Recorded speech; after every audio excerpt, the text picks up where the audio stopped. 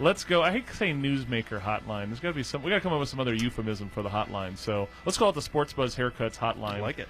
Senator John McCain. Joe owns Sports Buzz Haircuts, That's so right, we got to pimp our businesses, John. So Listen, I've got a lot of names for your show. thank you very much. Good call. And now Very good. After the FEC ruling, the FCC ruling, I guess, whatever it is, that I could probably use those. Oh, That's yes, very you true. could. Don't test us today. They're loosening it up out there. Well, I'm glad to talk to you guys. A lot of interesting things are going on here. Yeah, what have you been up to, Senator? You've been kind of busy lately here. Yeah, we've been busy. Well, one nice experience I had yesterday is that I met with David Cameron.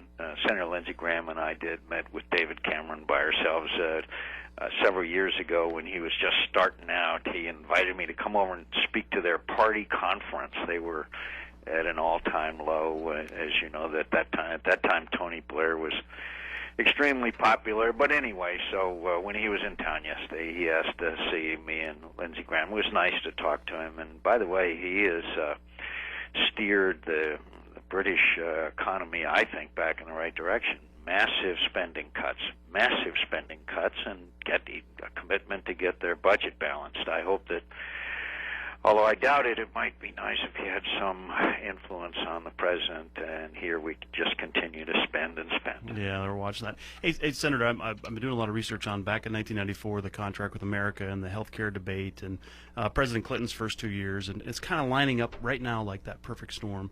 And taking ourselves away from just the race that you're in, but looking at more of a national level. Back then, you had the contract with America, you had Frank Luntz doing all his polling, and you had a whole kind of movement going around the country. Do we have that going on now? Do we have that? That's going on now in spades, but the problem is that we had that contract with America. We passed a number of those provisions, but then we let spending get out of control. Yeah. And the earmarking and the pork barreling and members of Congress going to prison, people like Duke Cunningham and all that, lost our way. Yeah. And the Republicans lost their way. I was down there on the floor every day telling them, you can't keep this earmark pork barrel spending and these spending programs. Best example is a Medicare Part D. We wanted to get seniors an opportunity to get prescription drugs, right? But we should have paid for it. We should have had corresponding spending cuts to pay for it. Instead, it was another $1 trillion unfunded liability. Do we see the Republican Party kind of coming up with that message this year that's going to resonate in districts all over the country? Like, why hasn't there been a similar thing to a contract of America coming out as a marketing thing across the whole plank? I don't understand why not. There's got to be, but one of the reasons is, and I'll tell you again, there are Republicans who still want to engage in this spending. The appropriators are still hard over. We've been trying to get a commitment that will stop the earmarking and pork barreling, and there are Republicans who will not agree to that. So it sounds like that's been a battle we've got some more work to do to get the confidence back, and I'm very pleased at all these polling numbers you're talking about. But when you look at them, you will see that the approval rating of Republicans are still low. We haven't sold them. Now, there's going to be votes. The difference, I think, will be between a significant victory and really a remarkable victory. You see what I mean? Yeah. Because just the votes against what's been going on. Sure. But we've also got to give people votes for it. Exactly. And you know who those voters are. They're the independent voters. Yep. We're on the line with Senator John McCain. If you want to call in, 790-2040. John, one of the things Joe and I always talk about on the air, off the air, is with the Republican Party is where are the rock stars of tomorrow?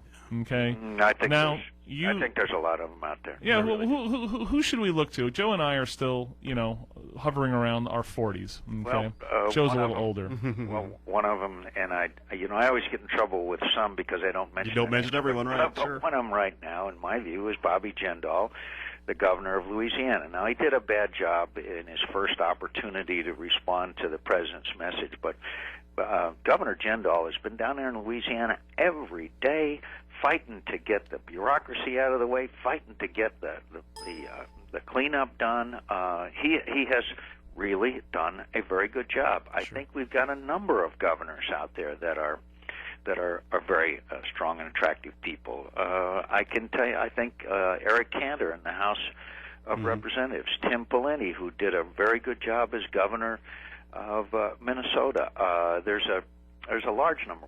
Sarah Palin will be a factor in the Republican politics and national politics for a long time. You know that because of the way the liberals attack her all the time. Yeah. So who's our Arizona rock stars, John? Oh, I think that John Kyle is.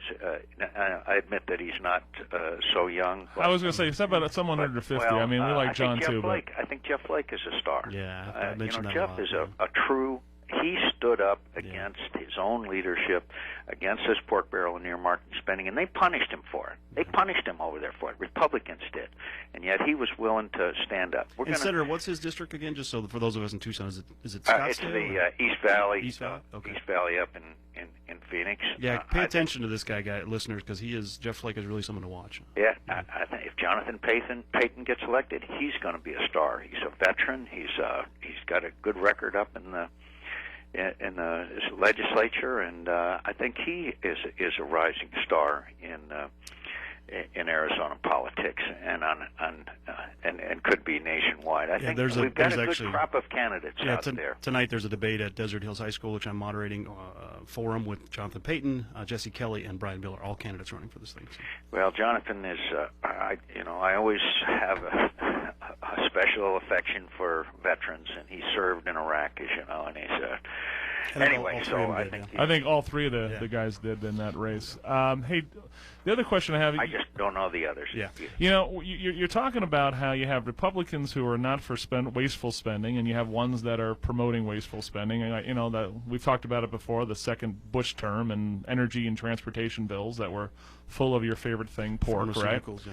And how does this crap get? How does it happen? Is there just no? Is corruption? It's corruption. Yeah. I mean, I can't tell you anything else. The people think that they are sent here to get taxpayers' money for their districts, whether they are worthwhile or not, and are unwilling to have them compete with other projects. Look, I fight for Arizona every single day. So what's the problem? Is it playing field? Is it the national GOP? Is it their problem that you have these guys and gals running around like a bunch of drunk sailors, or what? I am proud of our performance so far, but the Republican Party has to commit itself to being adhering to fiscal discipline. That's what the Tea Party movement is all about. Right. Out of control spending, taxes, etc. And so far, of course, there probably a majority of them are voting with Republicans, but we certainly haven't closed the deal with Tea Party people. We've got a lot of work to do. Goes back to the beginning of our conversation. We have to give them a contract, and we have to stick to it this time, because they're not going to give us another chance after this. Right. I have not been overly impressed with Mr. Steele. What does this guy have to do in the next year to keep his job? Well, he's elected by a very small group of people who are every state has two representatives on the RNC in Washington, and so it's a very narrow group that has selected him. I think that Mr. Steele, first of all, has to clean up their spending.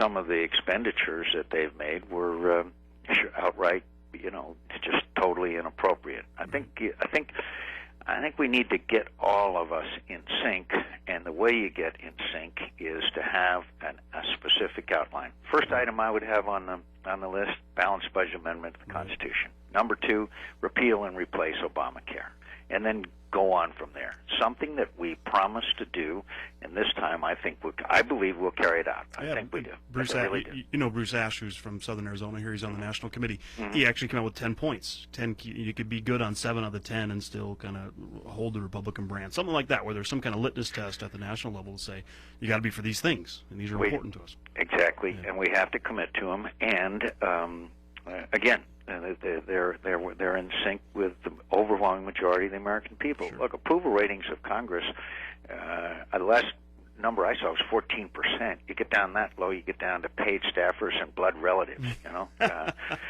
So we can do it. And I also would say again, these are terribly tough times, but I also believe that the most innovative and productive and strongest nation in the world is still the United States of America. And anything that's new that comes out, look at the iPad, okay? That didn't come from China. It didn't come from Europe. Came from the U.S. of A. So I do have some. And through times of pain is when the country evolves and the businesses evolve and we evolve. So it's time we're in that moment of pain. Hey, before we go to break, John, what is the chances that there is going to be something that the Republican Party puts down on paper that we're committed to do this as we roll through to November? What's the chance? Is that going to happen? I'm 80% to 90% confident. There are some here in Washington and the Republican leadership who figure that we can do enough just by being against. Yeah. And I don't think that's the case. Yeah, agree with you. Give me some agita, as my grandmother would say. So 4-1, we do it. Yeah. All right, John, hold on for just 2 seconds. We're going to pay some bills, and we're going to get into everyone's favorite thing, the border. So there you go. All right, we got Senator John McCain calling in from D.C. If you want to get in on the conversation, 790-2040. It's our last segment with him coming up before top of the hour. Gary Hayes from RTA is coming up to answer the Sunday thing, what we talked about yesterday, and clarify and verify what's going on with your tax dollars over there. It's Wake Up Tucson, 1030 KVOI. All right, welcome back to the Wake Up Tucson show. Joe Higgins, Christy Simone, KVOI The Voice, 6:49 in the morning. Let's get back to Senator John McCain on the Sports Buzz Haircuts hot maker line or something like that. So, how about the gossip grapevine? We got that too. Hey, by the way, you're talking about can we get it done? This thing, like the Diamondbacks just won 2 games in a row. That shows you that anything it's against my freaking Mets. It's like playing against the Sisters of Charity. Please stop. We're going to be at we're taking a whole bunch of listeners up to the game on Friday night against the Giants, so we'll see. Good. I think that I'm going on Saturday night. Look, they're going through tough times. I hope everybody will support them. They're our team, and the fact is, it's still one of the most pleasurable experiences you can have at the field area, indoors. Weather's nice, food's good, people are nice, so let's support them. The weather's inside is nice. It's one of the nicest things you can do on a 127-degree day. We're taking Phoenix. 60 folks up there on a bus from Tucson, small business owners and folks politically engaged. We're going to tour the Capitol. Yeah, and then we're going to catch a game, get a tour of the Diamondback game. Should be fun. Friday night. San Francisco. That's great. I don't think I'll be there till Saturday night, but thanks for doing that, and thanks for supporting the D-backs. They are Arizona's team, and so I appreciate you all doing it, and let's see what happens with the Suns and Coyotes. I hope they stay, and the Cardinals with a new quarterback. We're going to have a very interesting sports year coming up. And, I agree. I miss Amari, but it is what it is. It's a business. We keep forgetting that it's not a sport; it's a business. Mm-hmm. Yeah, we got one question for you. Then we're going to get to a couple of calls. Sure. Someone from New York City is calling you, believe it or not, in Tucson, Arizona. So hopefully you don't owe this dude money or something. But he says his name is Andrew with the Gambino crime family, but it's no big deal. Hey, I was going to say New York City, a hotbed of conservative thought. The biggest question we get about you and your re-election campaign here is that you've been doing this for, since when did you first start? 1896. 1896. Okay. You're one of our not just veterans. You're veteran senator, but also on the border. Okay. You're asking for another 6 years from the people of Arizona to go back. Mm-hmm. How are things going to be different on this border going back? I understand if you can get some help and flip the house a little bit and all this stuff, we're there. But are we going to get something done in your next 6 years? Because it's got to happen, John. Yeah, and we can get something done this year. We got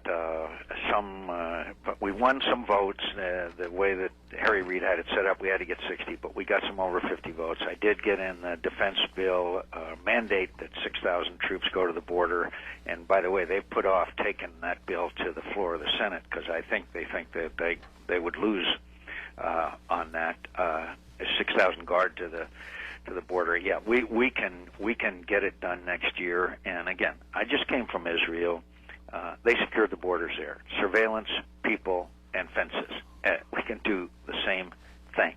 And and as you know, there has been some movement on the part of the president. Not enough, but certainly a dramatic change from about a year ago when they had planned on cutting Border Patrol as opposed to what it was. Yeah, I heard he's sending a gelato machine to Nogales. We'll be fine.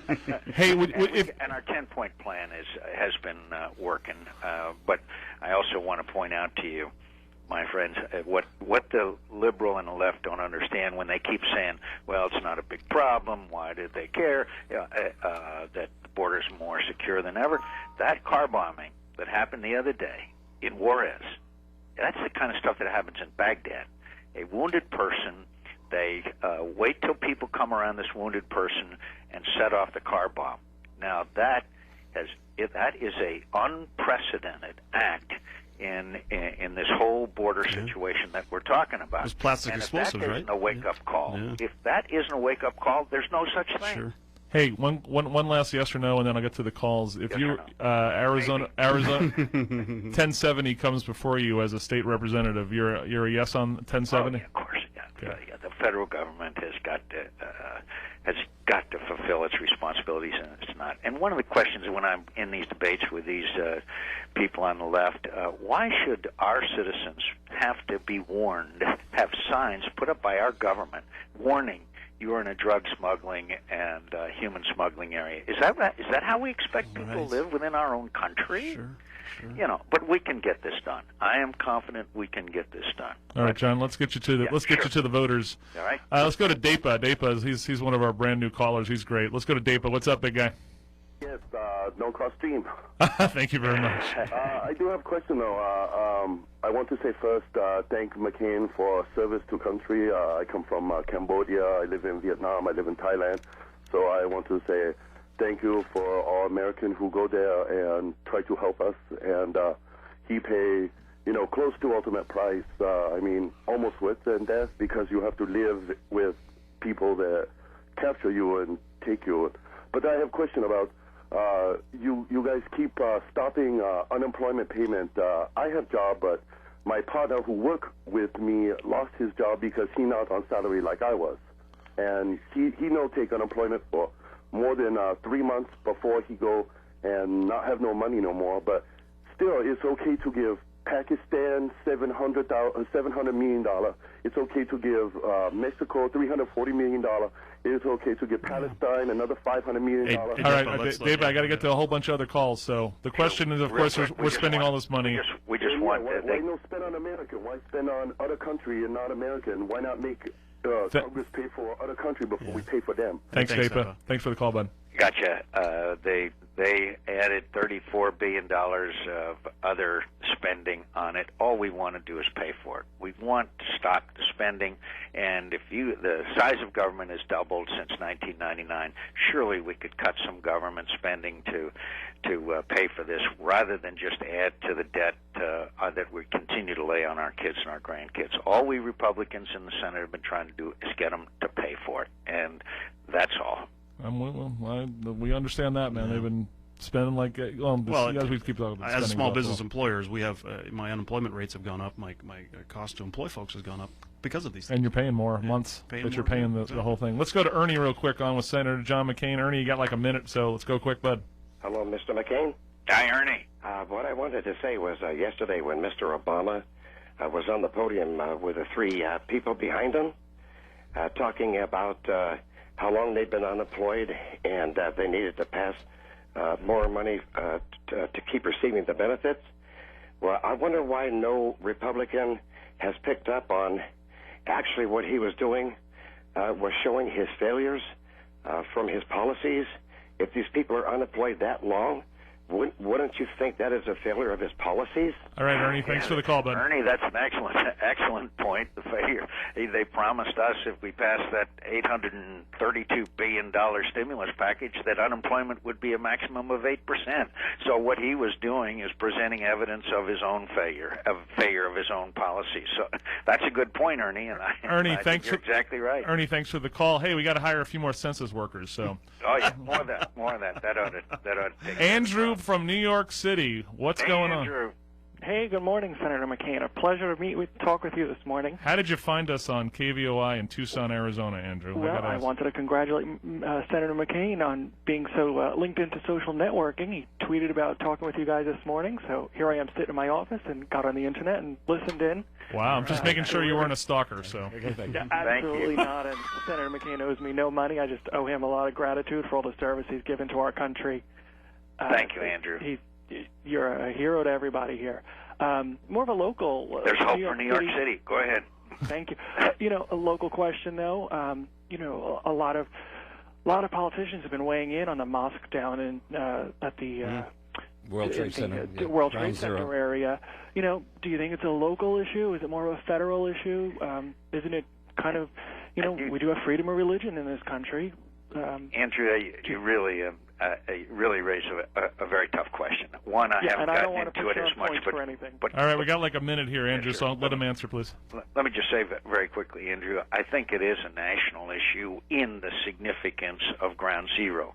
Now, the question is, though, does the city of New York have the sole jurisdiction and decision making on it or not? I have not honestly gotten into it enough to, with all the other stuff that's been going on, enough to give you a measured opinion. But I think you and I would agree. We certainly don't want any radical Islamic element involved in any way in that mosque. Wouldn't you agree, Andrew? 100%. And I think that's the key to it more than anything else. And so, but I noticed that there is a difference of opinion between my dear friend Sarah Palin and Mayor Bloomberg. But all I'm mostly interested in is to make sure that there could never be any radical element involved. It would be a affront and an insult to those who sacrificed their lives at 9/11, including the brave firefighters, as you know. But if it continues on and there's taxpayers' dollars involved and American taxpayers' dollars involved in it, I will get more into it. And all right, we got it. Andrew, thanks for the call. Just mention, guys, at this point, thank you, guys. I did tweet that I was on your show. 1.7 million people are on the other end, and so thank you. Well, thank you, I hope that I hope some more people from around the country tuned in, because you guys got a great show. Appreciate it. All thanks. right, Keep doing what you're thanks for calling in. We'll see you again before you go out again. Talk to you soon. Later. Thanks. Bye.